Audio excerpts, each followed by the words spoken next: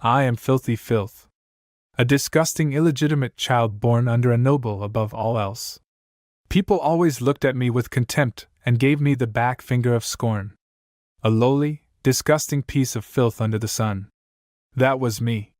However, I had one such talent, and it was the very power of healing. Heal. Healing is a blessing bestowed by the heavens to those who are suffering from illness. Healers who could use heals received high treatment and enjoyed wealth and prosperity regardless of their status. As a filthy bastard, I struggled to survive, to be recognized as a decent being. But I was also a pathetic healer. Below grade F. That was my healing power. I tried so hard, but I could not overcome the barrier of my talent. I've been stuck in my apprentice status for 5 years, and now I play miscellaneous roles for other healers. A gruff guy. A dirty guy. A pathetic person. Those were the words that were used to describe me. But then, one day, a miracle happened to me. You've awakened as a player. Job surgeon. The miraculous ability of the medical art of the place called Earth was put into my body as an F-grade flunking healer. You've awakened as a player. Raymond thought the message was just a dream. Wasn't that obvious? A surgeon, not a healer? Sir. Jian? What the hell is that? Raymond chuckled. Not only that, but it was something he'd never heard before. It was the first time he had seen it. It was a gray, inorganic space. A patient? A patient was lying on a high bed in the middle of the room, bleeding profusely. Vitals? They're bleeding too badly. Get a blood transfusion there faster. Squeeze it with your hands. In that dream, Raymond was a healer, in a blue surgical suit, a doctor, and to his surprise, he understood the meaning of the terms people used. Vitals. Blood transfusion. Levofed. Even though they were all new terms. Double the amount of Levofed. Yes, sir. A new person appeared. He was a small man in a surgical gown, and the way he looked at the patient showed a strong will. 1, Kelly. In response to the man's words, the dreaming Raymond handed over the iron tools. Yes, Professor. It's right here. The man with the steel-like impression moved his iron tools. Clank, clank. The opening of the artery, which was bleeding profusely, was firmly identified, and the patient came back from the brink of death with a divine touch. Raymond was startled out of his dream. What was that? Was it an empty dream? It was too vivid a dream for that. Vital signs, blood transfusions, Kelly, etc., to name a few. All the concepts of the terms he heard for the first time in the dream were still vivid in his mind. That wasn't all. The contents of my dream. It was a splenectomy, operating on a patient with a ruptured spleen. Surgery. Splenectomy. Raymond thought of those terms. It's not some kind of pseudo. All the treatments on the continent of Leofantina, where Raymond lived, were done by healing. Surgery to open up the patient's abdomen to treat them? He had never heard of such a treatment. However, Raymond could feel it instinctively. He knew that the cure he saw in his dream was not a fake. In fact, it was a much better and more reliable treatment than the existing one. What the hell happened to me? That way he was confused. Something even more unbelievable happened. A message appeared in front of him. Congratulations on your awakening as a player. The player's occupation is Surgeon, Occupation Grade, SSS. Check out the status window. Status window? As he mumbled in his mind, the following message came to him. Player status. Name, Raymond. Class, Surgeon SSS. Occupational grade, Novice Resident. Level 1. Experience 0/50. Skill points 0. Auxiliary occupations, not activated. Skills. Stamina 3. Senses 2. Intellect 17. Attribute skills. Heart of Steel D. Ancillary skills. None. The player's level is too low to use the Surgeon ability. Treat your patients and gain experience. The higher your level, the more infinite growth you will be able to achieve in the future. Raymond blinked as he looked at the message. He didn't know what happened to him, but one thing was clear. An unbelievable miracle had come to him. Bellin Treatment Center. This was the clinic where Raymond was learning as an apprentice, and it was one of the most prestigious clinics in the kingdom's capital. However, the people in the clinic did not look at Raymond favorably at all. What is that pathetic bastard still doing here? Right. He doesn't even know what the theme is. How long does he plan to stay in the treatment center? Coming from a filthy illegitimate child background, the worst talent, not even in F grade, he was a miserable pathetic man despised by everyone. Shh. Be careful. What are you going to do if he hears that you're talking behind his back? So what? He's an illegitimate child anyway. Normally, Raymond would have given in to that snide remark, but not as much as he did today, because he was distracted by other things. Suddenly, he heard a voice throwing a tantrum. Hey, Raymond. Chief Healer Lance is calling. Pardon? Oh, you're clumsy and slow. You were born short and now you've eaten your ear off. Hurry up and go. Raymond rushed to Chief Healer Lance's office. Welcome, Senior. A young-looking healer greeted him. Greetings to the Chief Healer. Raymond bowed down and greeted. It's been 5 years since you became an apprentice, right, Senior? Raymond's chest heaved. Yes, that's right. Today I formally spoke with the other healers. It seems that the Bellin Healing Center is finding it difficult to take care of Senior any longer. I want you to quit your apprenticeship and leave the clinic, because with Senior's pathetic talent, becoming a healer seems like an eternal impossibility. Lance said coldly in a voice full of derision. I am revoking Senior's apprenticeship effective this date. Since you are not qualified to be a healer, please pack up and leave the clinic. I hope you enjoyed the video. Remember to like and subscribe to the channel. Thanks for watching and I'll see you next time. The young man does not understand what he should do now. Working as a healer is the most worthy job of all those that an illegitimate child can claim. If he leaves the hospital, he will never be able to claim the title of healer again. Suddenly, an information window appears in front of the hero which says that he can treat people with surgery. Then a great idea appears in Layman's head that there is an opportunity to stay in the hospital. The hero shouts to the main healer that he will prove that he can also heal people. He asks to entrust him with a patient whom he can cure. Surely his healing skills are below F rank, but with his knowledge of medicine in his head, he will be able to become a healer. Healer Langs does not believe his words. He thinks that the hero believes that treating patients is akin to a child's game. However, he says that they just have a patient who may be suitable for the hero. If he copes and successfully cures the patient, then he will not be kicked out of the clinic. After a while, the hero comes to Rankin Street. He squeezes the documents and moves to the house of his first patient, and he is also very nervous because he has never treated people before.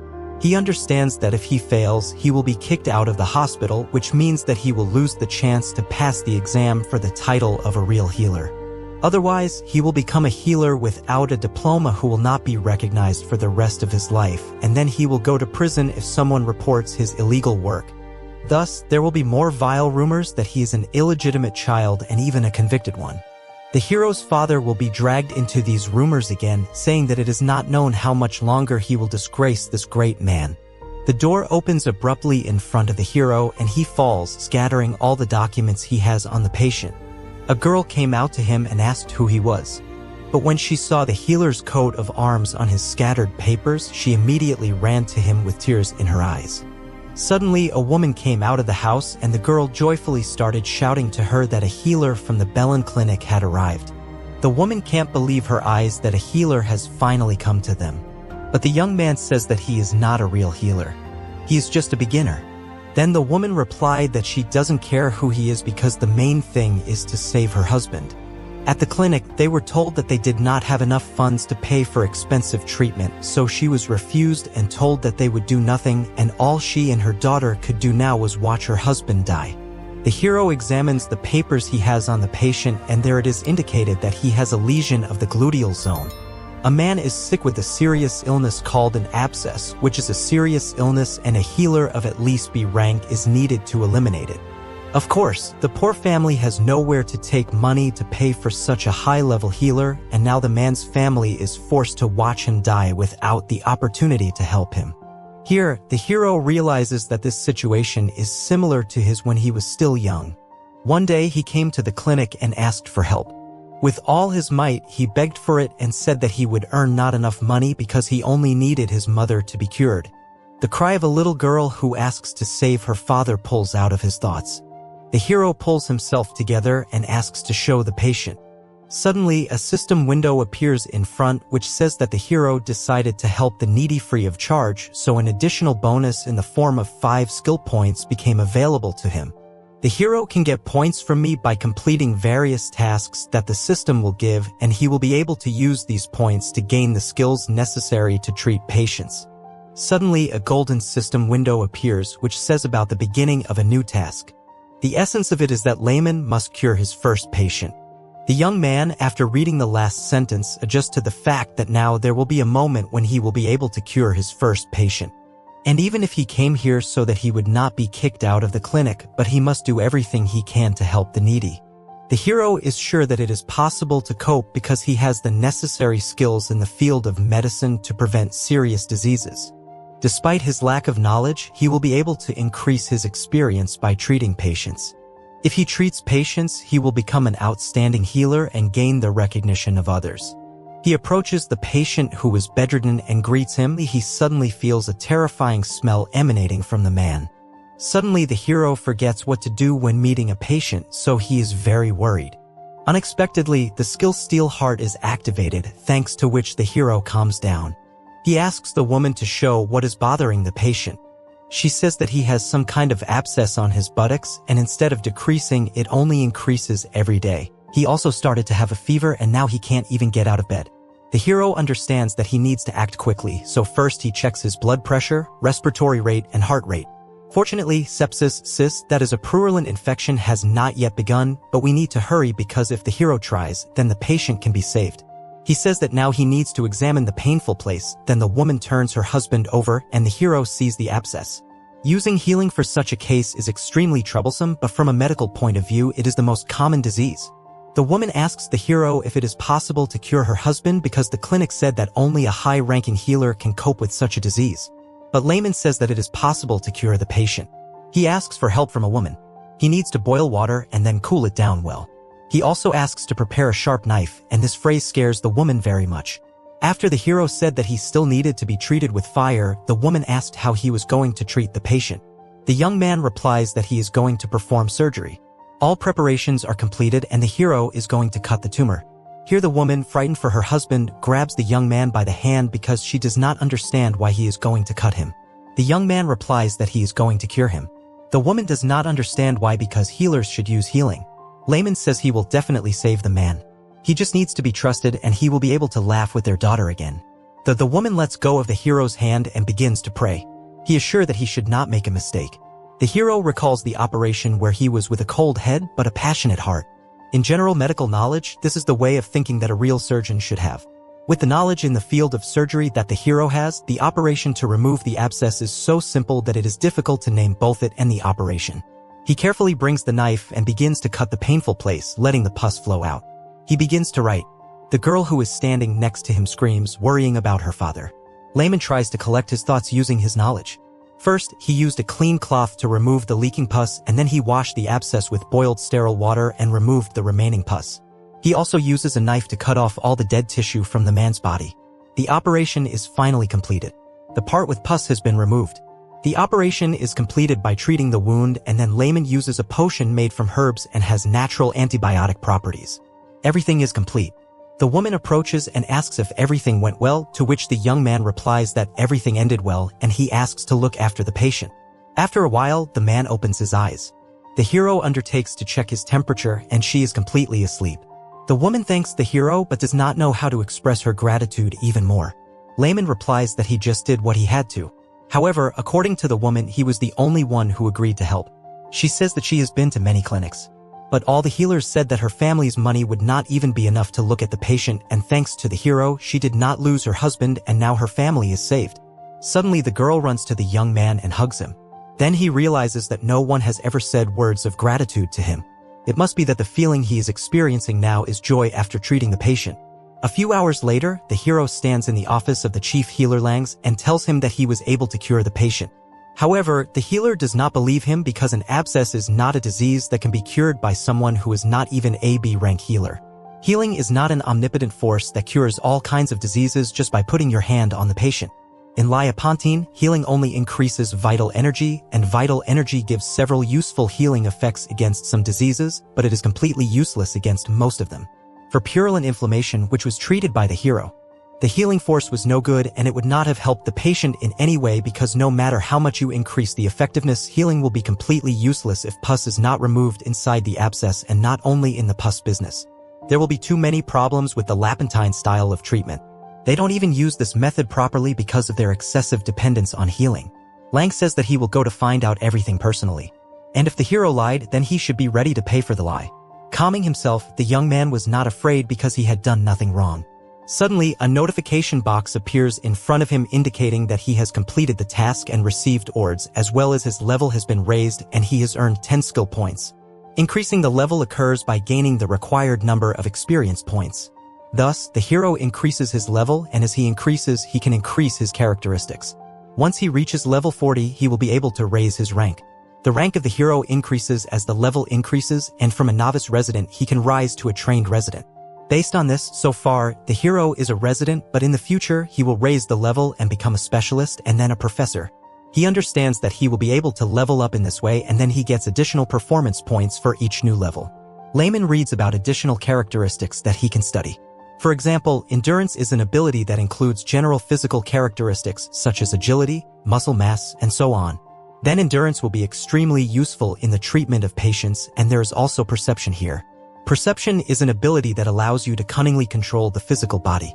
And the more sensitive the hero is, the more smoothly he will be able to perform delicate movements when treating a patient.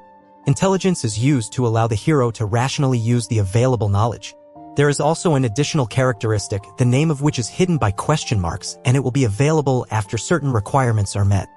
Suddenly, Langs burst into the room. He had already managed to check on a patient who had recently been treated by Layman, but the healer decided that it was not the hero himself who cured him. Apparently, the patient was cured on his own. However, a promise is a promise, and the man agrees to give the hero a chance. After a while, they come to the medical aid station. Lang says he gives the hero 15 days to prove himself at this point, but this time he will not be able to count on his luck. To raise the level, Layman needs to take care of patients, so it's good that he came here since this is the closest place to the emergency department where he could apply his medical knowledge. However, there is one problem, which is that all the healers around him hate him. Everyone blamed him for having healing abilities below F rank, so no one wanted such an inept healer to walk around the medical aid station. Layman understands that in this place, he will not be given the opportunity to take care of the sick. But if he does not cure anyone in these 15 days, then the training in the hospital will be over, so the young man understands that he must do something. Next patient. Instead of waiting for the apple to fall from the tree, he discovers a guy named Hansen who was a student at the hospital. About such students, they usually say neither fish nor meat. The hero approaches the young man and asks if he is tired. Next to the hero, Hansen was just as uncomfortable as next to others, but at least he is the kindest among the students at the first aid station. Layman turns to him and says that it seems to him that the young man is very busy, so he asks for permission to do cleaning at the emergency room. He doesn't like hanging around while Hansen is working. The hero says that he will take care of patients if there are no healers nearby. For example, he will bandage them or apply medicinal herbs to them. Hansen understands that the older comrades will be angry if they find out that he allowed Layman to treat patients. However, the hero says that healers sit in their offices most of the time and come out only when new patients arrive, but now there will be no patients, so no one will know. Hansen doesn't want to agree, so the hero gets upset and asks to pretend that nothing happened. Cleaning the point is the most difficult, so if there is no such obligation on your shoulders, then it will be much easier to work. Still, Hansen agrees. While the senior healer was not seen, Layman was treating people, increasing his experience. Since the tasks were very simple, the hero received only 1 experience point each, but he does not get upset. It's been 3 days since he started working at the first aid station and has already reached level 4. Layman decides to spend his extra points on perception because the faster his senses are, the more good a surgeon he will become. He believes that if he continues to accumulate experience, one day he will become the best healer in the world and will bathe in luxury. The hero dreams of living in a 5-story mansion with marble floors and eating juicy steaks, as well as drinking the highest quality wine before going to bed. He will never again find himself in a deplorable situation due to lack of money, nor will he tolerate treatment worse than the lowest of the servants. Despite the fact that he was born into a noble family, he always had to hide in corners, living in the most luxurious place, and only have the opportunity to envy others. One of his regular patients was an elderly woman. She said that the hero is very handsome and kind, and also said that she has seen many healers in her lifetime, but the hero is the sweetest of all those she has seen. Lamont says that, of course, he should be nice because it's so upsetting when you're sick and they treat you badly. He experienced it when his mom was sick. The woman says that she was once treated by a healer, and it seems his name was Langs. He was skilled, but with this terrible evil so much that the woman's well-being deteriorated again. When she left, an information window appeared in front of the hero which informs that he was very nice to the patient, so he received the achievement Good Healer, and also his reputation was increased. He also received 5 skill points as a reward. These glasses are needed to obtain and improve the skills of a surgeon. Finally, the working day is over and now there is only cleaning left. The hero had no desire to do this, but he promised Hansen. Lament even wondered if he should make an effort at all if no one was watching this place. In Liechtenstein, they don't pay too much attention to cleanliness, so it doesn't look like Hansen tried so hard to keep order. However, slapping himself on the cheek, the hero puts his thoughts in order because dirt harms patients, and frequency is the basic rule, so he must endure even if it's hard and finally get out. He motivates himself with what he needs just to imagine his future luxurious life to cheer up, namely beefsteaks every day. Finally, everything was tidied up. The heroes decide that when he becomes successful in the future, he will definitely hire cleaners because now his whole body hurts, and he even thought to increase his stamina. A system window popped up which stated that the hero had cleaned up at first aid station and also received an achievement, an improvement, 10 skill points, and bonus points for excellent work. Now he has access to the purchase of skills in the store where a special offer is valid for the first purchase. For 40 points, he can buy a skill of a unique rank. He is given a choice of 3 skills: Iron Man Strength, Dexterous Hands, and Sage Thighs. The hero wants to choose everything, but you can only choose one. Suddenly, healers burst into the emergency room. An emergency case was received where the patient vomited blood. Layman understands that if he vomits blood, then it is very bad and a healer of at least a rank is needed here. Healing is a force that stimulates vital energy, and stimulation of vital energy activates coagulation, but in situations where bleeding is abundant, the effectiveness of such an action decreases. At the Ballon Clinic, only Director Bucks has a rank skills. There are also several B ranks here, but at this rate, the patient will die. There is a technique for performing surgery on such patients, but Layman cannot perform it because he is only a novice resident, so here you need the title of an experienced resident. Here, the main healer, Langs, comes to the patient who examines him. Director Bex is currently out of town to cure a nobleman. The patient started vomiting blood again, and by chance, drops of blood fell on Lang's hand. He says with disgust that he can't do anything, so the patients must be sent back. After hearing this, the hero wants to try to save him. The healer says that healing is useless here, but Layman still tries to persuade him to let him try. Langs replies that since the hero is so worried about this person, why not try to cure him on his own? However, the probability of failure is too high. And if something happens to the patient, the hero will be blamed and he will also be expelled from the clinic. A system window appears that informs that an unforeseen quest has begun, the essence of which is to become a caring healer and cure the patient with the help of willpower, despite the low level of skill. So far, the hero has held on with all his hands and feet, so if something goes wrong, then everything will be over for him. He looks at a patient who, dying, asks for help. Layman can't do anything because it's not in his power, but if no one helps, then the man will just die. The hero understands that he needs to think rationally. That is, even if he tries, nothing will come out, so it would be wiser to just continue to take care of less seriously ill people and in the future find another opportunity to gain experience. Suddenly, the Steel Heart skill is activated and Layman begins to possess steel determination and a firm will. He recalls the Hippocratic Oath, which states that the swearing asks to be allowed to practice medicine and solemnly swears to devote his life to the service of humanity. Even if it is akin to the impossible, he cannot abandon a dying person. Layman asks to be allowed to try to cure this patient. Langs is sure that the hero just went crazy, but still allows him. However, he clarifies so that the hero does not forget to take responsibility for the result later. Other healers leave and the hero remains alone. He is not sure that he will be able to cope alone because it is quite difficult to carry out the operation alone. When suddenly Hansen calls out to him, who offers the young man his help because he also wants this man not to die.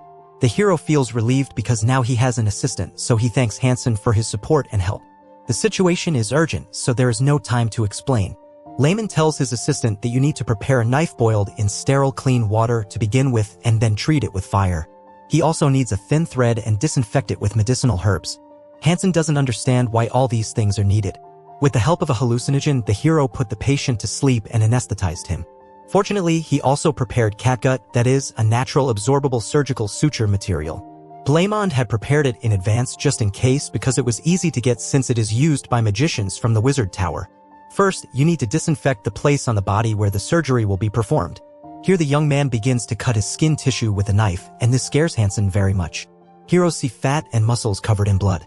He knew how to open the abdominal cavity from the knowledge he had gained. However, it was terrible to see it with his own eyes, and as a result, the young man's head empties. The hero begins to shake, but suddenly the skill steel heart is activated, which allows the young man to become more adamant. Layman thinks about wealth, mail, and calms down. He just needs to follow the knowledge of surgery. He must perform a median laparotomy. That is a method of surgical intervention by dissecting the tissues in the area of the anterior abdominal wall. Hansen is just terrified because he doesn't understand what the heroes are doing to the patient and should he stop him. However, he sees the confident look of the hero and does not risk stopping him. Yellow fluid oozes from the duodenum. This is a perforated ulcer, so it is necessary to bind the artery and block the hole. A perforated ulcer is a through defect in the wall of the stomach and duodenum, as in this case with access to the abdominal cavity or retroperitoneal space. Here, the hero asks Hansen to lift one red organ. The young man is surprised but still helps the hero. Now you need to cut out the perforation area with a scalpel. The hands of the young man do not obey at all. And at this rate, the operation will end very badly, so the hero decides to buy the skill-dexterous hands of the surgeon. Good stamina and intelligence are undoubtedly important, but more importantly, they are able to save the patient. He uses the skill and his perception increases from 6 to 16 and the fingertips become more substantial. Of course, it's still a little unusual, but the hero moves gracefully really and the feeling that he lacks something. He asks Hansen for a threat because first he needs to tie the artery and stop the bleeding. Now you need to close the hole in the duodenum. Then you need to take the tongue of the momentum of a suitable size and block the perforation of the intestine with it, applying nodal sutures. And finally, it remains only to check the vagus nerve, which is associated with the secretion of gastric acid, and also remove the spread gastric juice with clean water, and finally, do not sew it up. The operation is over. The hero got his first experience in abdominal surgery. He received the achievement of the father surgeon, that is, the discoverer of surgery for future generations. The hero also received a lot of skill points and a bonus to level up. Suddenly, his legs give way and he falls and tears begin to flow from his eyes. Finally, he did it, cured the patient. After a while, the chief healer learns that Layman did a good job and cured a patient who vomited blood. He couldn't believe his ears because it's impossible, so he decides to make sure of everything personally. Legs give way and he falls and tears begin to flow from his eyes. Finally, he did it, cured the patient. After a while, the chief healer learns that Layman did a good job and cured a patient who vomited blood. He couldn't believe his ears because it's impossible, so he decides to make sure of everything personally. Langs believes that there is no way the hero can heal patients with blood vomiting and his abilities are below F rank.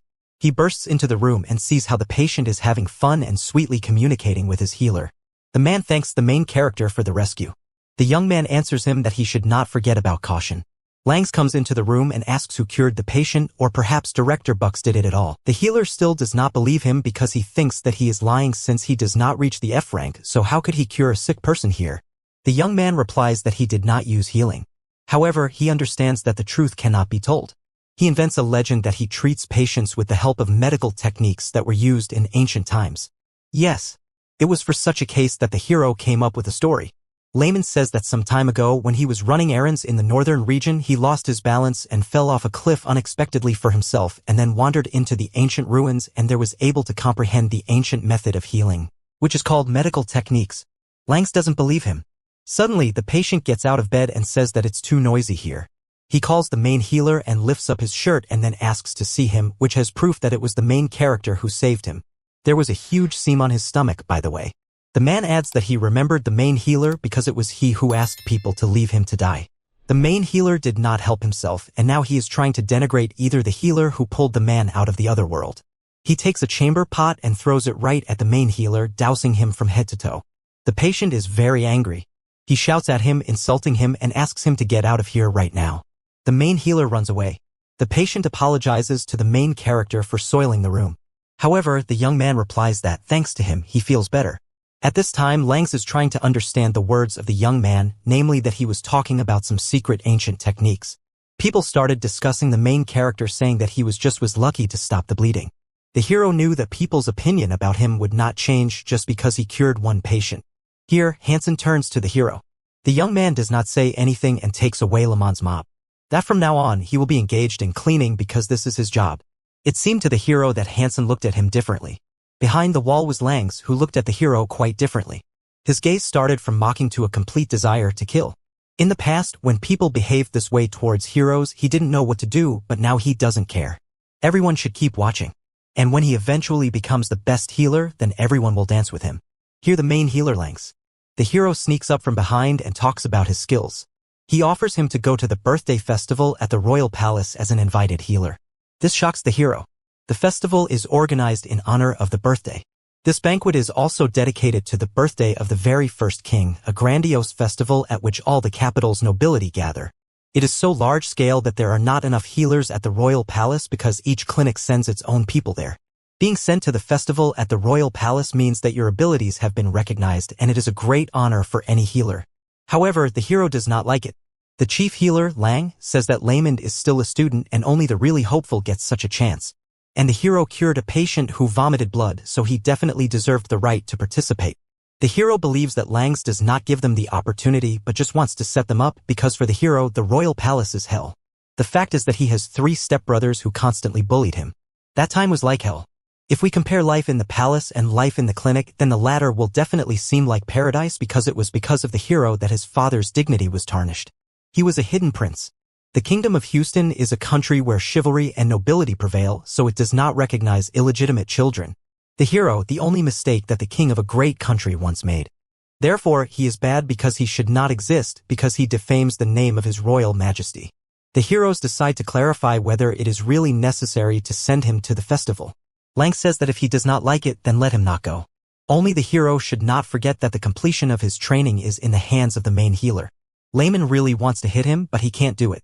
Suddenly, an information window appears in front of him with a new task which is called the Guardian of the Banquet. The essence of this task is that a large number of people gather at the banquet and it is unknown what kind of emergency situation may occur. The task of the hero, as a healer, is to make the banquet without victims. The hero notices that the reward for this task is very great. However, he is worried about the high complexity because, most likely, some very serious urgent incident or something is going to happen. Layman agrees to go.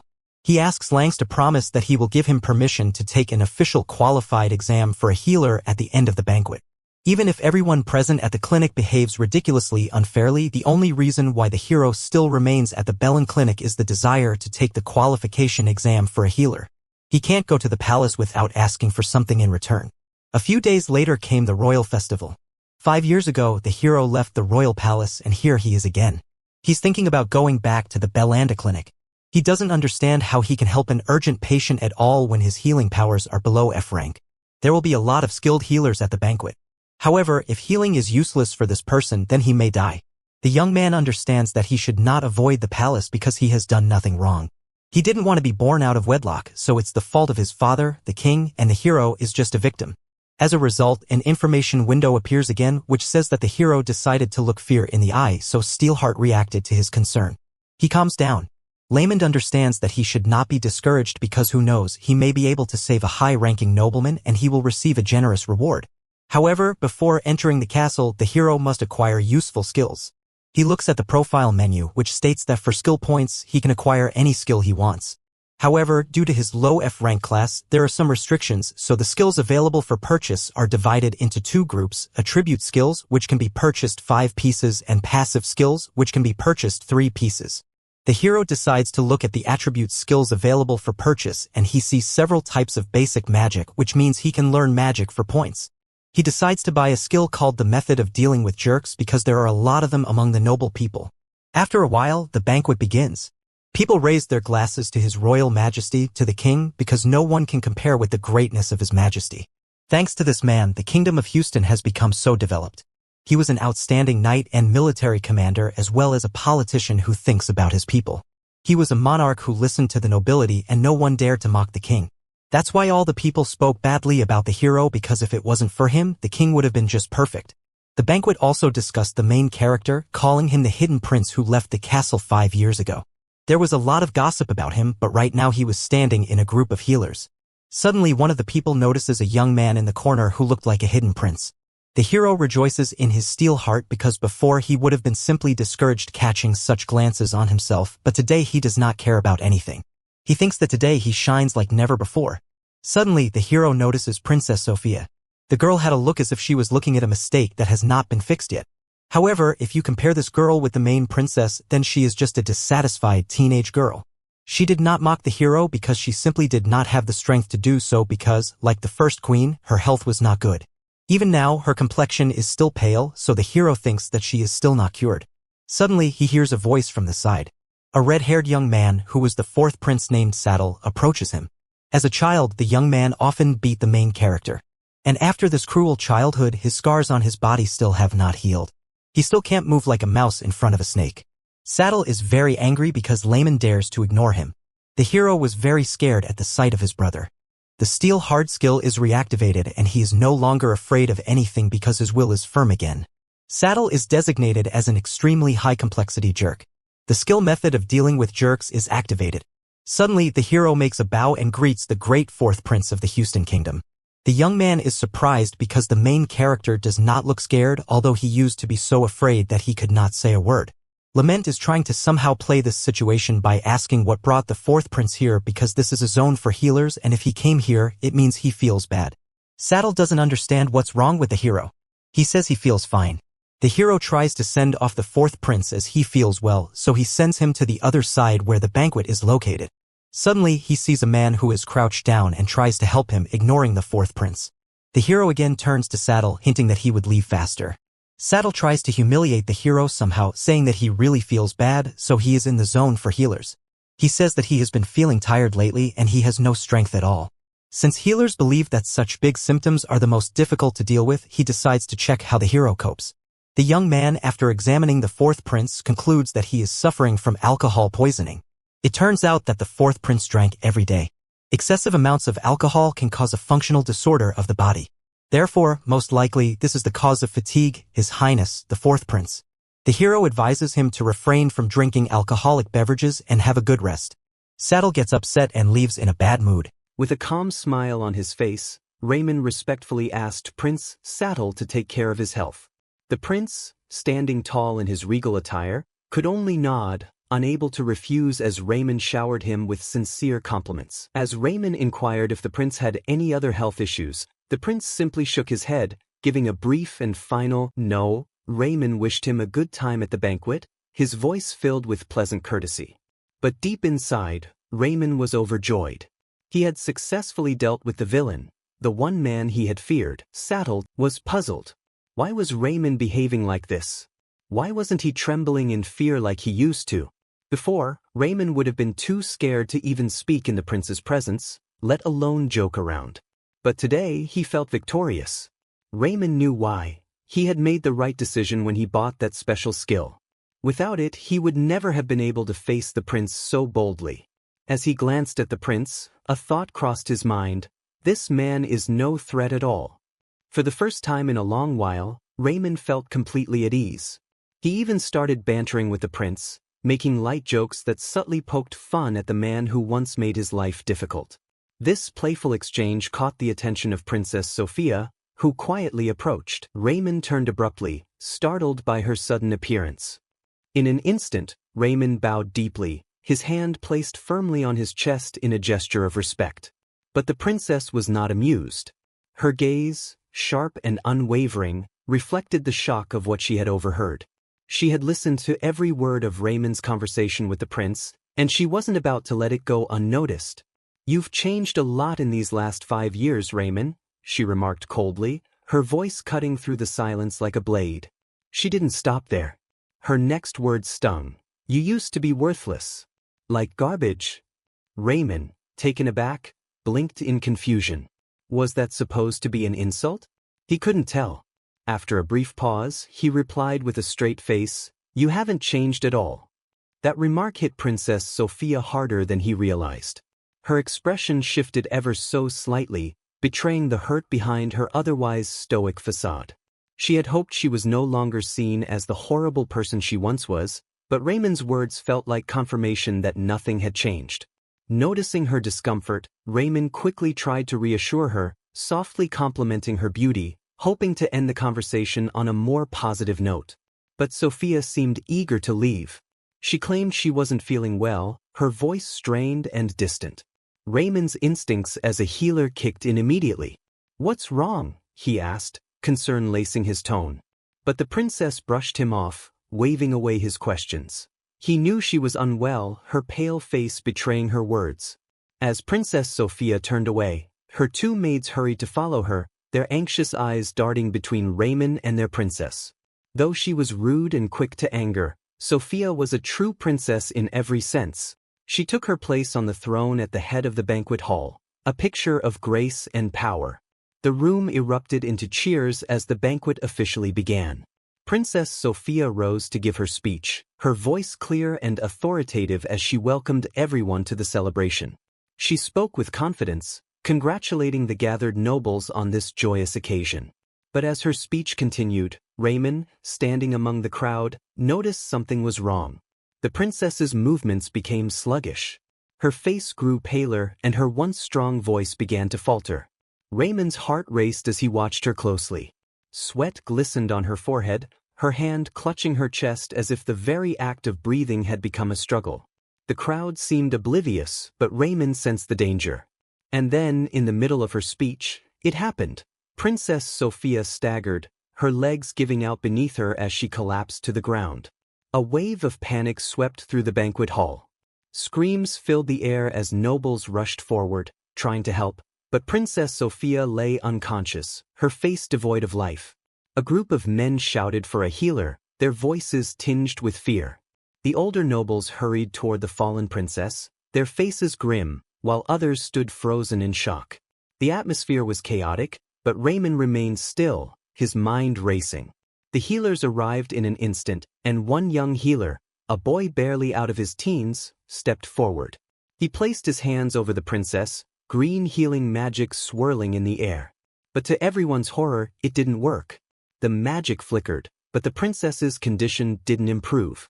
The healer's face paled, his eyes wide with fear. He stepped back, shaking his head in disbelief. Even the best magic couldn't save her. Raymond watched from the sidelines, his thoughts a whirlwind. Should he step in? Could he risk it? As an apprentice, he wasn't supposed to interfere. But if he did nothing, Princess Sophia would die. She hadn't apologized to him yet, not properly. He couldn't let her die without making her apologize for all the torment she had caused him. With a newfound determination, Raymond stepped forward, his voice loud and unwavering. "I'll treat her myself," he declared. The healers, startled, turned to him in disbelief. The lead healer, Ing, tried to stop him. "What are you doing? Get out of here," he shouted, but Raymond refused to back down. "Time is running out," Raymond yelled, his voice cutting through the noise of the crowd. He pushed past the healers, his nonchalant expression masking the fear and pressure building inside him. He approached Princess Sophia, kneeling beside her motionless body. The room fell into a tense silence as Raymond began checking for a pulse. His hands shook slightly as he felt her neck. Nothing. No pulse. Her heart had stopped. Healing magic wouldn't help now. Without hesitation, Raymond began chest compressions, his movements quick and precise. The nobles shouted angrily, accusing him of harming the princess. But Raymond ignored them, focusing solely on saving her life. Sweat dripped down his face as he continued, his arms burning with effort. The room erupted into chaos, but Raymond remained focused. Suddenly the king arrives there and stares at the situation, and asks the healers can they save Sophia. All healers stayed silent with a sorry face. After seeing that, the king commands the guards to let Raymond try. Raymond continues to give chest compressions to the princess, but her heart won't start beating. Raymond realizes that if this keeps up she'll die. Nobility will imply that he is the one who killed the princess. Suddenly, he had an idea. His mind raced back to the blue screen, the skill menu. If healing magic couldn't work, maybe something else would. In a flash, he accessed the blue window and scrolled through the options. His fingers hovered over a selection: basic lightning magic. It was risky, but it was his only chance. With a quick breath, Raymond made his choice. Raymond confidently applied his newly acquired skill, his movements precise. One hand slipped under the princess's right collarbone while the other rested beneath her left arm, near her armpit. He focused, and in an instant, blue sparks of electricity began to crackle around Princess Sophia's body. But just as Raymond began to hope, a royal guard leapt forward. She pushed Raymond to the ground, his body crashing into the floor with a heavy thud. The cold, sharp edge of her sword was at his throat before he could react. "What have you done to the princess?" she spat, her grip on the sword tightening. The tension in the air was thick as the other guards surrounded Raymond, ready to strike him down where he knelt. The room had grown still. Raymond raised his hands in surrender, his voice calm but urgent. "I wasn't attacking her. I was trying to save her life." His plea was met with skeptical glares. The king ordered the healers to examine Princess Sophia. The highest-ranking healers rushed forward, their robes brushing the floor as they gathered around the princess's still form. Healer Aang, trembling with uncertainty, placed his fingers on Sophia's artery, feeling for a pulse.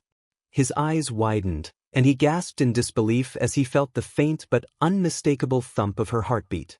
The princess, her heart, it's beating again. Aang's voice broke through the tense silence, and whispers of astonishment rippled through the crowd like wildfire. "This is incredible." Raymond remained on the ground, still at sword point, but a wave of relief washed over him. He exhaled deeply, his eyes closing for a brief moment. It had worked. Against all odds, he had saved her. The king, his regal figure towering over the crowd, approached Raymond slowly, his expression unreadable. The crowd parted in hushed awe as the king stopped in front of the young man who had just performed the impossible. The king asked, "What did you do?" Raymond, still kneeling, replied carefully, his voice steady, "Healing wouldn't have worked, Your Majesty. I used another method, a technique I learned long ago." The king's brows furrowed, his arms crossing in front of him. The silence stretched as Raymond's words hung in the air. Finally, after what felt like an eternity, the king sighed deeply, turning to address the hall. "The banquet is over," he announced, his voice carrying throughout the room. "We are done here." As he began to walk away, the king suddenly paused. "Wait until I summon you," he said, his voice unexpectedly soft, and then he was gone. Raymond blinked in confusion. He had not expected those words from the king, words that carried neither anger nor dismissal. For the first time in his life, Raymond felt seen by his father. Raymond's mind wandered back. He had been just a child, weak, frail, and starving, alone in the slums after his mother had died. He could still remember the moment the king had found him, his body so malnourished that it barely seemed alive. The king had picked him up in his arms, his face unreadable as he silently carried Raymond back to the palace. It was the only time his father had ever shown him any warmth. From that day on, Raymond had lived in the palace, surrounded by people who blame him for tarnishing the image of the king by being an illegitimate child. All his siblings used to bully him, and everyone treat him worse than slave. But his father had never spoken to him again, until now. As Raymond stood in the now empty banquet hall, a blue screen flashed before his eyes. It was a notification: quest completed. 30 skill points earned. He grinned, his chest swelling with pride. Not only had he saved Princess Sophia, but he had also completed the quest and earned a significant reward. His reputation had grown, and his skill set had expanded. He stood a little taller, his head held high, feeling a sense of victory that he had never felt before. The time had come to claim his reward. Raymond was summoned to the king's throne room, the path lined with noblemen on both sides. Their eyes followed him as he walked, their murmurs filled with curiosity and surprise. Raymond approached the throne, where his father stood, the regal figure looming over him. He bowed deeply, introducing himself as a servant to His Majesty. The king narrowed his eyes, his gaze intense. "What method did you use to save my daughter?" Raymond took a deep breath, carefully crafting his response. "It was an ancient secret technique, Your Majesty," he explained. "One I discovered while wandering the ruins long ago." He spoke of the ancient ruins and the mysterious powers they held, weaving a tale of forgotten techniques that were unlike traditional healing methods. The king's right-hand man, standing nearby, hesitated for a moment, but eventually, he believed Raymond's story. The king, though clearly not pleased, did not press further. "You saved the princess, you shall be rewarded." Raymond's heart raced as the king asked him what reward he desired. Wealth, jewels, a lifetime of luxury, anything was within his grasp. But Raymond wasn't interested in riches. He had a bigger goal in mind. "I am a healer," Raymond said, his voice firm. "What I desire is the ability to continue using my medical technique. I need your approval, Your Majesty." He realizes that if he continues to use them, the healers might accuse him of practicing sorcery, and the Tower of Healing could ban the technique altogether. To prevent this, Raymond knows he needs the king's official recognition. Without hesitation, the king agrees to his request and gives a formal speech acknowledging the technique as a legitimate form of treatment. Raymond is overjoyed. The king's approval is more than he could have hoped for. Yet, Raymond isn't entirely satisfied. He's only getting started and decides to make one more request. With eloquence, Raymond explains that he doesn't want gold or silver. All he desires is to be honored as a healer. The king, perhaps not understanding the gravity of the request, initially seems puzzled. Raymond, with a sorrowful look, asks for something that seems less substantial, the bearer's medal, if His Majesty would permit it. The king is visibly surprised by such an odd request from the young hidden prince, and the nobles whisper in shock. After all, the bearer's medal is awarded for extraordinary service to the empire, not something granted lightly. Everyone in the room is astonished. They had assumed Raymond was nothing more than a bastard, but now they see a generous, kind-hearted young man. Some think he is too simple-minded for a healer. Raymond's fame rises in the eyes of those around him, for his words move them deeply. But Raymond's intentions are far from naive. By receiving the bearer's medal, he earns honor and can elevate himself to nobility. It is the best possible outcome for him in this situation. The king, still surprised by the young man's humility, asks if the medal will truly be enough. Having ruled for years, no one had ever made such a request, as most seek wealth. Raymond assures the king that the medal will suffice. The nobles, astonished and delighted by Raymond's modesty, cheer. Raymond's reputation grows even more, and the king has no choice but to honor his request and bestow the bearer's medal upon him. Raymond bows before the king and expresses his gratitude. The festival ends, and the healers leave the royal palace. Raymond, immensely satisfied, could not have expected such a result. As the king watches Raymond leave through the window, he reflects on the young man. His right-hand man, Gelman, remarks how much Raymond has changed and that he is no longer just a child with basic desires. Gelman remembers the day he first encountered Raymond in the slums, a frail child on the brink of death. The king had made the decision to save him, even though the boy was illegitimate, and to give him a chance at life. Raymond's mother had left the palace after discovering the king's identity, choosing to leave quietly to protect his honor. Gelman continues to express his concerns that acknowledging Raymond might damage the king's reputation, but the king is resolute and leaves the room without discussing it further. Gelman reflects that, after the situation with the princess, it might have been better for Raymond to have been the illegitimate son of a commoner than to endure years of abuse in the palace. He had advised the king that Raymond, once mastering his technique, could achieve great things, despite the difficulties faced by illegitimate children. The king, mulling over Gelman's words, departs the room in haste, while Gelman is left feeling frustrated. Meanwhile, Raymond returns to the clinic where he is studying. Unsure of how his fellow students will react to his achievements, he walks in proudly, his head held high. His fame has already reached the clinic, and students swarm him with questions. Raymond relishes the attention, knowing that just a short time ago, they had viewed him as nothing more than trash. Even Langs, the chief healer, is now cautious of him. But Raymond hasn't forgotten Lang's promise of a qualifying exam. Langs, seething with anger, addresses Raymond with a Sir prefix, confirming that he is now eligible for the exam. Raymond, mocking Langs, repeats his name with the title, Sir, enjoying his newfound status as a nobleman. Furious, Langs begrudgingly apologizes for his improper tone and formally greets Raymond according to etiquette. The chief healer, though furious, is forced to bow before him. Raymond savors the moment, though he knows he cannot retaliate against those who once tormented him, for he lacks the authority and power to exact justice. He must be content with his current victories.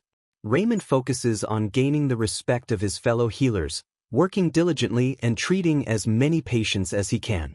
As his experience grows, so does his intelligence and skill. Even the patients begin to praise his humility and dedication. Hansen, another healer, starts observing Raymond closely, though it's unclear whether out of admiration or something else. One day, alarms ring out as a patient with a severe stomach wound arrives at the aid station. The healers gather around him, trying to treat his injuries. Raymond thinks to himself that a B-rank healer like Langs should be able to handle this case, but Langs just stands there, staring at the bloodied patient.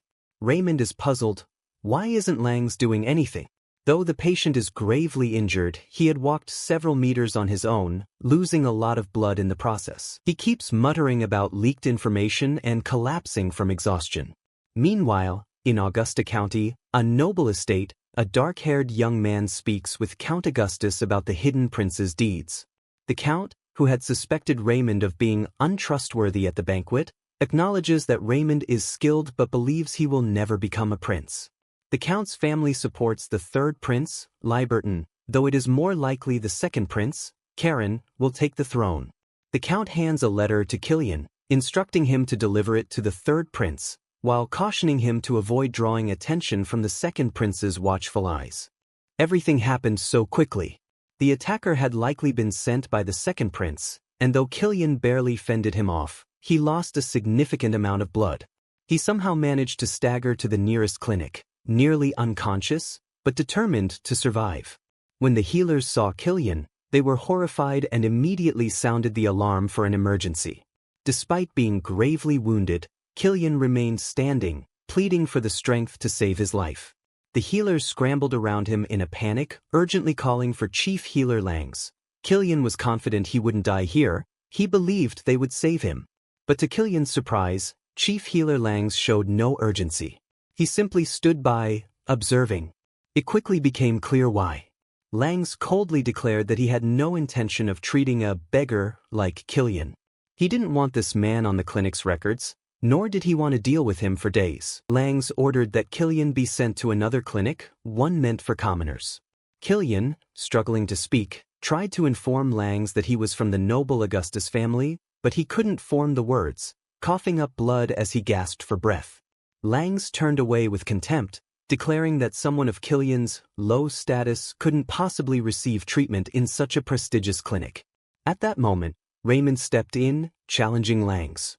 He pointed out that no healer at the nearby clinic was qualified to treat such a serious case, and if they sent Killian away, he would die. Langs, mocking Raymond, sarcastically told him that if he wanted to treat Killian, he was welcome to try.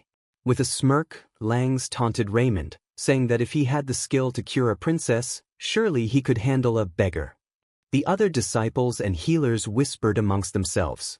Langs clearly didn't believe in Raymond, thinking his previous success was just a stroke of luck. The truth stung Raymond. His rank wasn't high enough to handle such a complex surgery. He hesitated, unsure of what to do. Langs, seizing the moment, ordered Raymond to either treat the patient or personally throw him out of the clinic. To drive the point home, he suggested that Raymond escort Killian to the commoner clinic himself. Anger burned inside Raymond at the injustice of dividing people into rich and poor when it came to something as crucial as healing. His goal was to become a skilled healer, and though he had ambitions of wealth, he believed that no healer should abandon a dying patient. With newfound determination, Raymond locked eyes with Langs and boldly declared that he would cure Killian. Activating his heart of steel, Raymond remained calm and composed, while Langs, confident of his failure, left Raymond alone with the patient. The others quickly dispersed, leaving Raymond to figure out how he would perform the surgery. Staring at Killian's weakened form, Raymond felt unsure of himself. He knew that if he failed, it could ruin everything for him. But before he could dwell on his fears, a voice interrupted his thoughts. Hansen, with fire in his eyes, offered to help.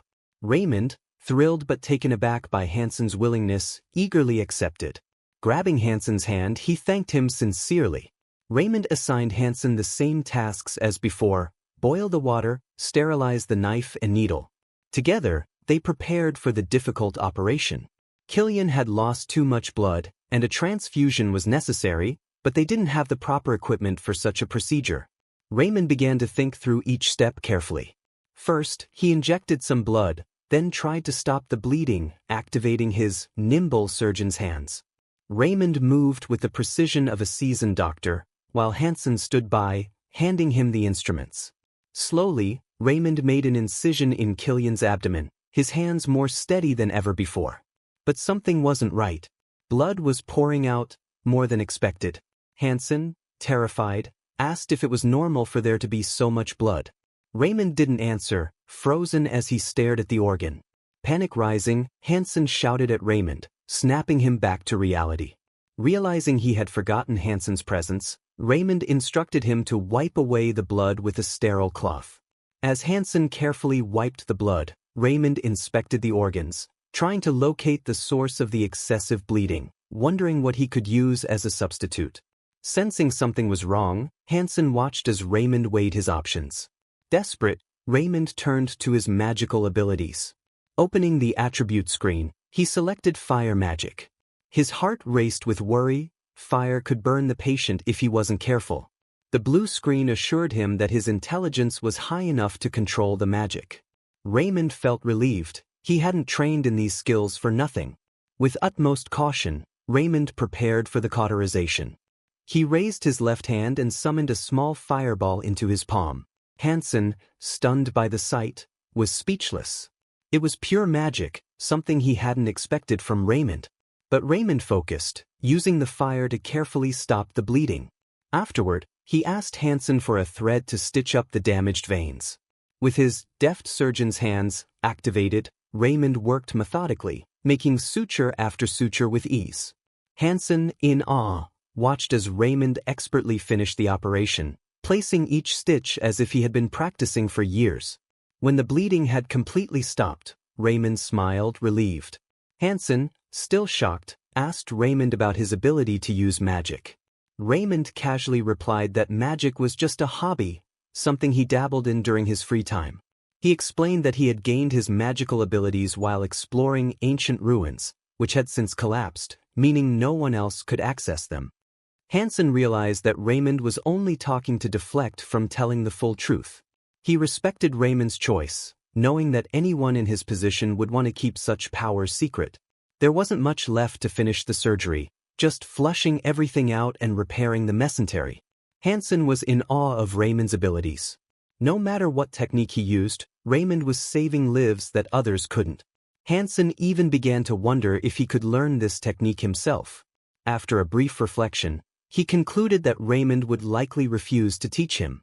The surgery was finally complete, and Killian's life was no longer in danger. The blue screen in front of Raymond displayed a significant increase in experience, and his level had gone up. Hansen, seeing Raymond lost in thought, asked if the procedure was finished. A satisfied Raymond turned to him, grabbed his hands firmly, and began to thank him profusely for his assistance. He praised Hansen, emphasizing that he couldn't have saved the patient without him, just as he hadn't been able to do it alone the last time. Hansen was stunned by Raymond's words, feeling a mix of shyness and euphoria at the unexpected praise. Raymond was certainly an unusual young man.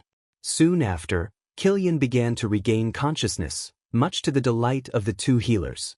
Still somewhat disoriented, Killian asked what clinic he was in. With a smile, Raymond and Hansen explained that due to the severity of his wounds, he had been treated at the Bellin Clinic. Killian mentioned the White Clinic, recalling that the chief healer wanted to send him there. Just then, Count Augustus burst into the room, shouting his son's name. The Count rushed to Killian's bedside, calling him son.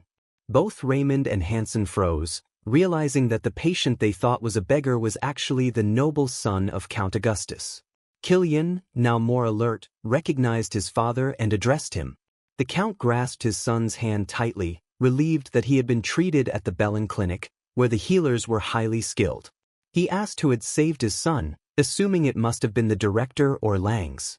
Hansen, unable to contain his pride, stepped forward, his head held high, and declared that it was Sir Raymond who had saved Killian. Raymond stood by with a satisfied expression. Killian turned to Raymond in surprise, asking if he was the same Raymond who had saved the princess. Hansen and Raymond didn't hold anything back. They told the Count everything. Langs had ordered that Killian be sent to the White Clinic, refusing to treat him, but Raymond had intervened and taken on the risk to save his son. Count Augustus was clearly shocked. Killian, thinking back on his appearance, suggested that Langs had mistaken him for a beggar, which is why he was treated so poorly. The Count's face darkened with rage, and it looked as if he might explode at any moment. Chief Healer Langs was informed of Count Augustus's arrival and immediately leapt from his chair, his face lighting up with excitement. He pushed past everyone, eager to greet such a distinguished nobleman. Rushing into the clinic's aid station, Langs entered the room where the Count, Killian, Raymond, and Hansen were waiting. Breathless, Langs enthusiastically greeted Count Augustus, apologizing for not coming sooner and introducing himself as the chief healer of the Bellin Clinic. Langs didn't even notice anyone else in the room, his attention solely on the Count. But an uneasy silence filled the space as three grim faces, those of Raymond, Hansen, and the Count, gazed at him coldly. Count Augustus, in a calm yet menacing voice, asked if Langs was the same healer who had left his son for dead. Langs was visibly unprepared for this confrontation. He stood frozen, unable to respond. Then, gathering his wits, he tried to laugh it off, claiming that such a thing was absurd and that he would never have allowed it. Slowly, Count Augustus stepped aside, revealing his weakened son, Killian, glaring directly at Langs, stunned and speechless. Langs realized the beggar was the Count's son. Panicking, Langs stammered, trying to cover for himself. He lied, saying he hadn't abandoned Killian and that it was all a misunderstanding. He even tried to deflect blame onto Raymond, insisting that he had assigned the case to Raymond because of his success with saving Princess Sophia. But Killian, sitting up, angrily interrupted, exposing Langs' lies. He recounted how Langs had referred to him as a beggar and refused to treat him, and how Raymond had been the one to save him. The Count's anger erupted. He shouted that Langs had not only neglected his son's life but was also lying to his face. Langs, realizing the gravity of his actions, dropped to his knees, begging for forgiveness. But Count Augustus was far too clever to be swayed by such groveling. He was deeply disturbed that Langs would have left even a commoner to die, let alone his own son. The Count, with unwavering authority, ordered his guards to take Langs away, vowing to put him on trial for neglecting a noble. Langs pleaded for mercy, but the Count remained firm, his fury only growing as Langs' lack of compassion became more evident. With a final verdict, Count Augustus declared that Langs would never again be allowed to work, not only in Hoston but throughout the entire Cross Alliance. Langs was in disbelief, his entire career in ruins. As he was forcibly dragged out of the clinic, he begged for forgiveness, but the doors closed behind him, ending his healing career for good. Raymond and Hansen exchanged satisfied glances, feeling no sympathy for the disgraced healer. He had gotten what he deserved. Then, Count Augustus turned sharply towards Raymond, startling him. The young healer had been so engrossed in the drama that he had forgotten to properly greet the Count. But the Count, his face softening, placed a hand over his chest and expressed his deep gratitude to Raymond. In a move that shocked Raymond, the Count even bowed slightly before him, thanking him for saving his son. Raymond, pleased but flustered, asked the Count to raise his head, insisting that he had only done his duty. In truth, if it weren't for the hidden prince, the Augustus family would have lost an heir. The Count, still humbled, offered Raymond anything he desired as a token of his gratitude. Raymond's inner thoughts danced with excitement. He could hardly believe this outcome. The Count continued, offering something far greater than money or jewels. He invited Raymond to become a friend of the Augustus family. Raymond, confused at first, asked what that meant. The Count explained that although Raymond now held a Medal of Honor, he lacked power and status. As a friend of the Augustus family, Raymond would gain their full support, a privilege that held immense value. With this connection, no one would dare speak ill of Raymond, at least, not anyone who feared the Augustus family. Overcome with excitement, Raymond eagerly shook the Count's hands, unable to hide his joy. Count Augustus thanked Raymond once again for saving his son, then asked if there was anything else Raymond wanted. Laughing, Raymond requested that the Count pay the medical bills, noting that even though they were friends, in the world of doctor politics, everyone had to pay their dues. Thankfully, the Count was not a beggar, or Raymond joked that he would be in trouble. They parted on friendly terms, smiling and exchanging final thanks. In private, Count Augustus had a serious conversation with his son, Kilian. Kilian questioned his father about the reward, thinking it was too insignificant for someone who had saved his life, considering the chaos his death would have caused for the family. The Count reassured Kilian, explaining that no reward would have truly sufficed in that moment. He warned that with the power struggle growing more unpredictable, Raymond, the hidden prince, would no longer be able to avoid it.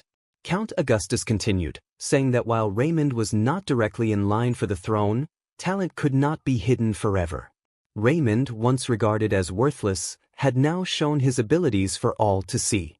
His royal blood and rising talent would inevitably attract enemies. The higher Raymond climbed, the more dangerous his path would become. The Count hoped that by supporting Raymond, their family could protect him from the dangers ahead. Meanwhile, in the second prince's quarters, the lavish interior reflected his refined taste. The prince was informed that Kilian had been saved by none other than Raymond, the very person he had dismissed as useless. The assassin he had hired knelt before him, explaining that though Kilian had been mortally wounded, the Bellin Clinic had somehow saved him. Neither the assassin nor the prince had anticipated this outcome. The second prince's carefully laid plans had been foiled by the hidden prince. Seething with anger, the second prince brooded over how Raymond had disrupted his scheme. He muttered insults at Raymond, frustrated that his plan had been ruined. Still, he remained composed, standing from his gilded chair and gazing out of a large panoramic window. The second prince decided he would have to keep a closer eye on Raymond, comparing him to a pet that had become too unruly. Back at the Bellin Clinic, Raymond treated an uncomplicated patient while reflecting on his conversation with Count Augustus. A surge of joy swept through him as he realized that after 5 long years, the opportunity he had been waiting for had finally arrived. With a clenched fist, he silently celebrated the fact that he could now take the healer's qualifying exam. Tears of joy welled up in his eyes as he thought of how close he was to becoming a real healer and doctor at the Bellin Clinic. However, whispers filled the clinic. The other healers and students gossiped about how Langs had been expelled because of Raymond. They speculated on how Raymond had managed to cure both Princess Sophia and Count Augustus's son, with some dismissing it as mere luck. One healer reminded the group that it was impossible to be lucky 3 times in a row, acknowledging that, strange as Raymond's method was, it clearly worked. 2 other healers reacted with shock and anger, dismissing the technique as pseudoscience. But the first healer stood firm, reminding them that the king himself had recognized the technique as legitimate.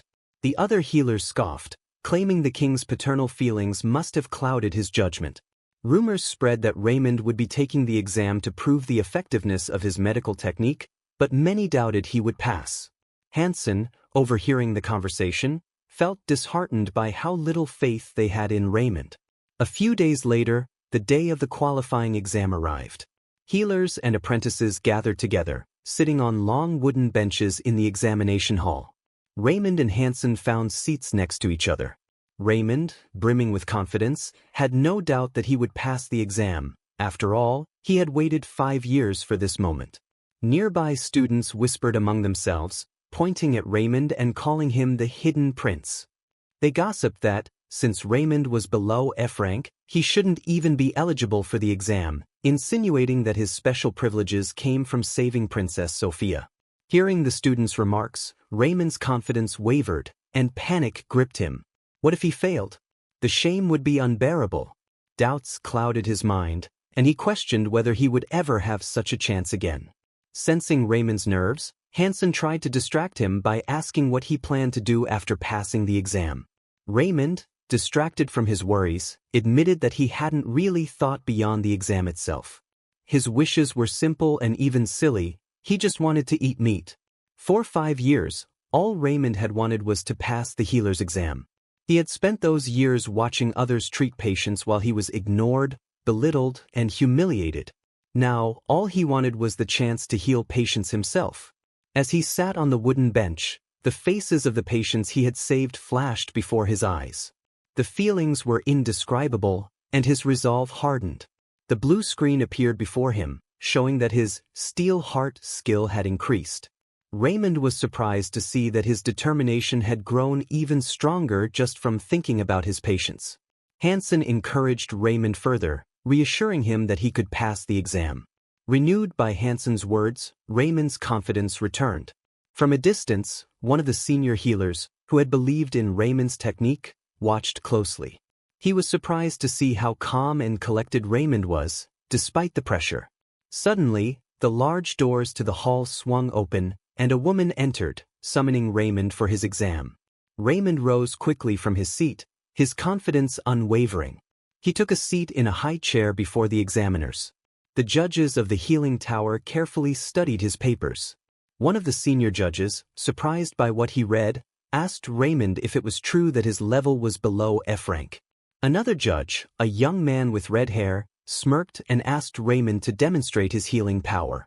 Raymond agreed and began to concentrate, summoning his healing abilities. He strained, focusing as green beams of light began to emerge from his hands. But the light was weak and quickly faded into a thin smoke. Raymond had used up all his healing energy, and it wasn't enough. The judges burst into laughter, mocking him openly. An exasperated red-haired judge asked Raymond what he had been thinking when he applied for the exam. Raymond, flustered and defensive, began making excuses like a timid kitten. The judges, unimpressed, told him to leave, but Raymond, desperate for another chance, pleaded with them to allow him to prove his strength in another technique. The red-haired judge's stern gaze, cold and full of disdain, was enough to silence most, but Raymond persisted. With a wave of the judge's hand, adorned with glittering jewelry, he dismissed Raymond, saying not to waste their time. Raymond had expected such a reaction to his weak healing ability, but he was prepared. Quickly, he activated a skill from his system, eloquence, which gave him the confidence to speak with authority. Standing tall, Raymond accused the healing tower of going against the will of King Houston. His audacity stunned the red-haired judge, who was horrified by Raymond's boldness. Raymond continued, acknowledging that his healing ability was lacking but reminding the judges that his medical techniques were officially recognized by the king. Some of the judges couldn't help but smile at Raymond's confident demeanor. The red-haired judge, unsure of how to react, recalled how modest Raymond had been at first. He admitted that while the judges wouldn't go against the king, the healing tower had never acknowledged other medical methods. With unwavering confidence, Raymond argued that if the healing tower respected King Houston, they should give him a chance to prove that his method worked. A few of the judges began whispering amongst themselves, agreeing that they should at least test Raymond's technique. Reluctantly, the red-haired judge, feeling the pressure of the others' opinions, agreed to give Raymond a chance. If Raymond could heal the patient assigned to him, the tower would recognize his technique. Overjoyed, Raymond approached the exam secretary and received a folder containing the patient's medical history. As he opened it, his expression quickly shifted to one of shock. The patient's condition was far more severe than he expected. His cheekbone twitched in disbelief as he realized that the judges had given him an incredibly difficult case. Earlier, the female judge had questioned the red-haired judge's decision to assign such a challenging patient to a student. The other judges had expressed concern, noting that no other healer had been able to treat the patient. However, the red-haired judge, clearly biased against Raymond, was determined to see him fail. He referenced Raymond's controversial methods, saying he had nearly harmed Princess Sophia, and expressed disdain for his surgical techniques. The tension in the room grew as the judges contemplated the consequences of their decision. Some feared that if Count Augustus found out they had assigned such a difficult patient to Raymond, he would intervene. But the red-haired judge assured them that the exam was under the tower's jurisdiction, and there was nothing the Count could do. His personal vendetta became clear when it was revealed that the fourth prince's mother, a cousin of the red-haired judge, had requested that Raymond be given no chance to pass the exam. Despite his initial fear, Raymond quickly analyzed the patient's condition. He realized that the patient suffered from severe bed sores, a condition difficult to treat. The red-haired judge scoffed, convinced that even experienced healers couldn't cure such a condition. But Raymond smiled, confident in his unique method. The judges, confused by Raymond's optimism, continued to discuss amongst themselves. They didn't understand why Raymond seemed so cheerful. Didn't he realize the severity of the disease? Without hesitation, Raymond made his way to the patient's home, eager to begin treatment. The house, a beautiful noble estate, was well kept. Raymond was greeted by the patient's son, who, though polite, seemed skeptical of yet another healer promising a cure for his father. Sitting on a plush cushion, Raymond assured the son that he could heal the old man, but first, he needed to assess the condition himself. The son led Raymond to a bright, spacious room where the bedridden father lay, motionless. A pungent, unpleasant odor filled the air, something Raymond hadn't encountered often in his previous cases. The son, embarrassed, apologized for the smell, but Raymond reassured him that it was natural for someone in such a state. The son was taken aback by Raymond's calmness. Other healers had frowned or recoiled when they entered the room. Raymond asked how long the patient had been bedridden and if he could be moved slightly. With his son's help, they carefully turned the man over, revealing the deep sores on his lower back. Though the sight was disheartening, Raymond remained focused. He was relieved that while the sores were severe, they hadn't yet reached the bones. He could still help. Seeing the concern on the son's face, Raymond quickly reassured him. He explained that the first step would be to remove the dead tissue and restore the skin, a promise that other healers had made but failed to deliver. The son was understandably skeptical, noting that even with previous treatments, the sores had always returned. Raymond, however, confidently stated that his method was different. He began by explaining his plan. He would perform a minor surgery to remove the dead tissue and drain the pus. The son, hearing words like surgery and removing tissue, was shocked and confused. But Raymond, having grown accustomed to such reactions, simply smiled and asked the son to trust him. With no assistant to aid him, Raymond relied on the patient's son, who nervously agreed to help. After preparing the necessary instruments, Raymond donned his medical robe and checked his system screen. His perception points had increased, and he noted with satisfaction that his skill in surgeon's dexterous hands had improved, boosting his confidence further. With precise, practiced movements, Raymond began the operation. He carefully removed the dead tissue and drained the pus, all the while using herbs with natural antibiotic properties to prevent infection. The patient's son watched in awe, shocked by the speed and efficiency with which Raymond worked. When the first stage of the procedure was complete, the son asked, astonished, if that was all. Raymond nodded, explaining that the next step was simple. The patient just needed to be turned regularly to prevent further bed sores from forming. The son, still bewildered, admitted that no other healer had mentioned something as straightforward as this. Raymond explained that bed sores were caused by lack of movement, something most people, even experienced healers, overlooked. Though confident in his approach, Raymond wasn't entirely satisfied with the patient's overall condition. He instructed the son to stay vigilant and watch his father closely until he recovered. The son, grateful and overwhelmed, showered Raymond with praise, amazed at how quickly the healer had tackled a problem that others had deemed incurable. Raymond diligently tended to the old man, visiting every day to adjust his position and change his medications. Thanks to Raymond's persistent care, the old man's condition gradually improved until he was even able to sit up. The patient and his son were beyond grateful, unable to stop thanking Raymond for his efforts. The son, overwhelmed with emotion, even fell to his knees, expressing his deep gratitude, explaining that they couldn't afford a higher-ranked healer and had almost resigned to the fact that the father would soon die. But now, thanks to Raymond, his father was recovering. Raymond, humble as always, insisted that he was just doing his duty, but the joy of seeing his patient recover gave him a boost of confidence. As the old man slowly began to walk again, Raymond advised him to keep moving so that the bed sores wouldn't reappear. Meanwhile, back at the Healing Tower's Houston branch, the news of Raymond's success spread quickly, much to the fury of Count Harrison. The Count, enraged beyond belief, couldn't fathom how Raymond had managed to cure the old man's ulcers. One of the healer judges confirmed that he had witnessed the entire process with his own eyes, leaving Harrison at a loss. Despite his bias against Raymond, there was no legitimate reason to disqualify him. However, now the tower faced a new dilemma. What rank should they assign Raymond?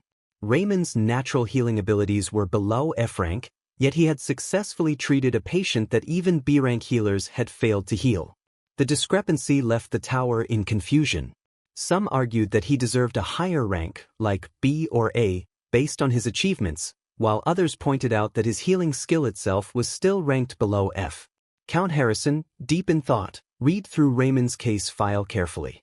After deliberating, he made a controversial decision. Raymond would be given a D rating. The other judges gasped in disbelief, arguing that the rank was too low considering Raymond had successfully healed a B+ ranked patient. They reminded Harrison that even Count Augustus wouldn't approve of such a low rating, but Harrison angrily retorted that Count Augustus had no authority over the healing tower. However, Count Harrison soon realized that his decision could have larger political implications. What would King Houston think, especially since Raymond had also healed the princess when other high-ranking healers failed? Harrison began to panic, clenching his fists in frustration, but he couldn't risk disappointing the fourth queen either. In the end, he made a decision to escalate the issue to Healing Tower's main headquarters, the central authority that ruled over all 10 countries in the Crusader Alliance. The judges were surprised by the move, but they recognized that it was a safe decision. By involving the main headquarters, they could shift responsibility and avoid further conflict. Not long after, a response arrived from the main headquarters. Count Harrison opened the envelope in front of the other council members, and the surprise in his eyes was evident to everyone. The Healing Tower headquarters had decided to create a new rank specifically for Raymond, U rank. It was unprecedented. The other healers speculated that U might stand for undetermined, suggesting that even the headquarters had struggled to categorize Raymond's unique abilities. Earl Harrison, though surprised, quickly realized the brilliance of the decision. By giving Raymond an U rank, neither the fourth queen nor King Houston could argue against it. The title was undetermined, leaving room for interpretation, but it was also a recognition of Raymond's skill. Soon after, news of the new rank spread across the kingdom, and it became a hot topic of discussion. Many healers and students mocked Raymond's unusual rank, making jokes about what the U could stand for: undefined, unappreciated, or even unvalued. Despite the ridicule, a few quietly respected Raymond's talent. As time passed, people would come to realize that Raymond's U rank stood for something far more profound, unattainable, and absolute. His abilities were beyond the conventional rankings, and the title became a symbol of mastery. When Raymond finally received his exam results, he couldn't believe his eyes. Overcome with emotion, he burst into tears of joy. After years of hard work, he had finally achieved his dream of becoming an official healer. His 5-year apprenticeship was over, and he could now work independently, earning a good living as both a healer and a doctor. However, Raymond's joy quickly turned into reckless excitement. Grabbing a box of matches, he contemplated burning down the Bell and Clinic, the place where he had struggled for so many years. Just as he was about to strike the match, Hansen, his friend and fellow healer, entered the room to congratulate him on passing the exam. Hansen, surprised by the scene, asked Raymond what he was doing. Raymond, slightly embarrassed, claimed he was just cold. Hansen also shared the good news that he, too, had passed the exam and had been promoted to C rank. The two friends celebrated Hansen's bright future, as he had already been contacted by Maple Clinic, one of the top 3 clinics in the capital. Raymond gave Hansen a warm hug, congratulating him on his achievement. When Hansen asked Raymond about his own future plans, Raymond brushed off the question, saying they'd discuss it later. First, he wanted to celebrate and offered to treat Hansen to dinner. Hansen, curious, asked how Raymond had money since students didn't earn anything. Raymond, still jubilant from his success, explained that now that he had passed the exam, he was eligible for a healer's loan, giving him the funds to start fresh. The two celebrated with a night of food and drink, becoming so intoxicated that their tongues slurred and they could barely walk. As they sat together, Raymond, in his drunken state, dreamed aloud of stacks of meat that he would eat every day once he became rich. In the midst of their merriment, Hansen grew serious, bringing up a question he had been asking for weeks, about the ruins where Raymond had supposedly found his medical equipment. Hansen, desperate for answers, begged Raymond to tell him the location of the ruins, hoping to gain similar powers. Drunkenly, Raymond finally told Hansen the truth: there were no ruins. He laughed, admitting that he had made it all up. His powers had come to him mysteriously, like a miracle, while he was cleaning the library. The knowledge had simply appeared in his mind one day. Hansen, visibly shocked and angry, felt betrayed by the absurdity of the answer. He had hoped for a tangible explanation, a secret he could pursue. Instead, he was met with what felt like a lie, and his anger boiled over. Hansen, frustrated, accused Raymond of not trusting him enough to share the truth and stormed off in a drunken rage. He couldn't stand the idea that Raymond was hiding something from him. Later, while working at Maple Clinic, Hansen overheard his fellow healers discussing Raymond. They mentioned that Raymond had been offered a position at Raoul Clinic, the most prestigious clinic in the capital. Hansen, still nursing his grudge, was caught off guard when he heard that Raymond had turned down the offer. This baffled him, as such a prestigious opportunity rarely came knocking. Furious, Hansen decided to confront Raymond directly. Bursting into Raymond's room, Hansen found him asleep. Shaking him awake, Hansen began yelling, demanding to know why Raymond had turned down the offer from Raoul Clinic, which was bigger and better than Maple Clinic. Raymond, half asleep, explained that he had a different plan. He was going to open his own clinic. Hansen was stunned. Raymond had just passed his exam, and now he was rushing to open a clinic without any prior experience. Concerned, Hansen tried to reason with him, suggesting he gain experience at an established clinic first. But Raymond remained resolute. It had always been his dream to open his own clinic once he became a licensed healer. Raymond explained that his class rank as a resident novice required him to treat as many patients as possible to advance. If he worked at an established clinic, senior healers would push him aside, depriving him of opportunities to practice his skills. Therefore, he needed to be independent. Hansen then asked where Raymond intended to open his clinic, knowing that most neighborhoods were already dominated by established healers. Raymond revealed that he planned to open his clinic in the Bay Area, a poor and lawless neighborhood.